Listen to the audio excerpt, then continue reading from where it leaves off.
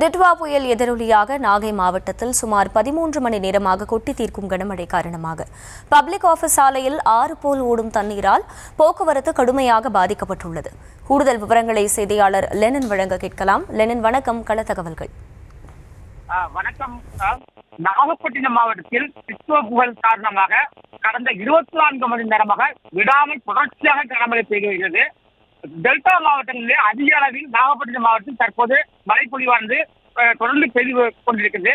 நேற்று மாலை ஆரம்பித்த கனமழையானது தற்போது வரைக்கும் விடாமல் தொடர்ச்சியாக எழுத்து வாங்கி வருகிறது. குறிப்பாக நாகப்பட்டினம், கீழூர், வேதாரண்யம், கோடியக்கரையில் உள்ளிட்ட பகுதிகளில் அதிகபட்ச மழை பெய்து வருகிறது. கோடியக்கரையில் 25 சென்டிமீட்டர் மழையாக பதிவாகிறது. இதனால் ஆறுகளிலும் மற்றும் நீர்நிலைகளோட நீர் நிரம்பி தற்போது சாலைகளில் பெருக்கெடுத்து ஓடக்கூடிய காட்சியை நம்மால் பார்க்க முடிகிறது. சாலைகள் ஆறுகளாக காட்சியளிக்கிறது.